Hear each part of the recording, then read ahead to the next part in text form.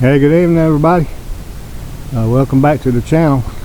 If y'all saw my video on the crappie fishing up at the Omaha River, I was boasting about how easy it was to use the slip cork for fishing the minnows underneath the cork, being able to control it, getting it under the limbs and docks and such. So today I thought I'd walk out here to the shed and demonstrate how to rig that up. People that's not familiar, so y'all tag along, we'll get that done. Take but a minute. We'll see y'all out there. Alright, so to rig up this slip cork, back in the day, and you can still get them, they had the little strings for a cork stopper, and you just would put the line through the little tube like so, and then slide the string off the little tube and then cinch down the strings, and that would position your cork where you wanted to stop out on the line, and it works great. The only thing I dislike about them is if you're fishing deep and you wind the stopper up through your eye of your rod, that sometimes it wants to interfere with your next cast. So I'm not going to criticize these stoppers, but for my money I like to use, it's called a Sixth Sense, and you can pick them up at Academy Sports. You could probably get them Bass Pro or Cabela's, or order them online. Lots of places to get them, but for my money, that's what I like to use. I've already got one laid out here on the table. They come almost, I guess you could call that like on a card. It's an individual stopper on each little wire, and to load that up on your fishing line,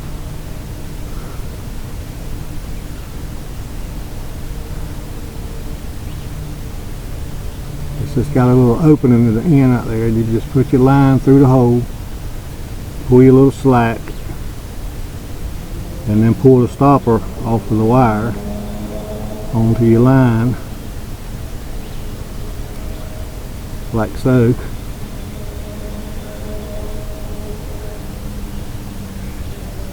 Just slide it up onto the line and then pull it back out of your little wire like so. And it may leave a little kink in your line. If it does, just clip that off.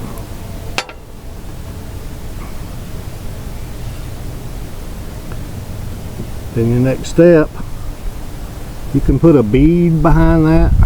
You can put a little red bead or whatever color bead you want to go on that line if you want to.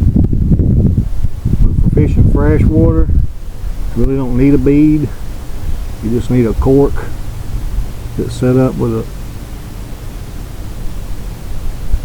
and insert the line through the hole.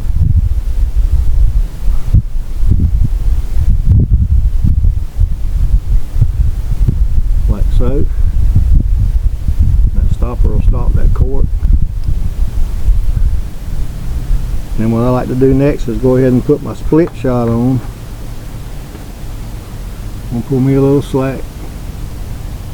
Get that out of the way. I'll go ahead and put my split shot on my line. Take a pair of needle nose pliers and just lightly pinch that on there. It keeps your cork from falling off while you're trying to tie your hook. And for freshwater fishing, pan fishing, I like to use a number 4. We'll be using a number 4 mustad hook.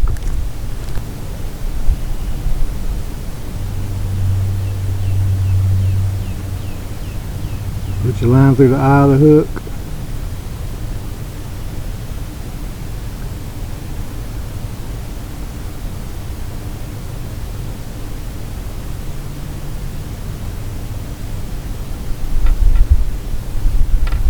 Pull you a little slack in it, and just wrap your line 3, 4, 5, 6 times, whatever you're comfortable with, 5, 6, 7. Put it back through both loops,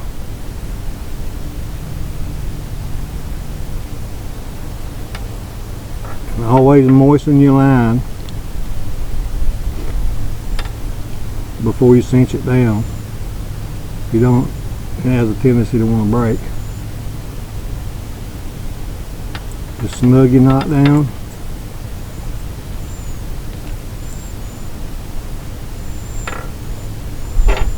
Clip off the excess. That split shot is about the right place, about 6 inches above the hook. So I'm going to go ahead and snug it down with my pliers. And there's your rig. You can adjust this stopper. You can adjust this stopper to fish a foot deep. It's going to stop that cork right there where the stopper is. Or you can slide it up to fish as deep as you want to fish. Usually pitching crickets alone for redbreast and bream, I'll fish about 18 inches to 24 inches deep. Just depends on the depth of the water. You can fish as deep as you want. That cork's going to run up that line. The split shot will pull the bait down until your cork gets to the stopper. So you can fish it as deep as you want. And to me, in my opinion, that's one of the best ways to rig up a cork rig for pan fishing.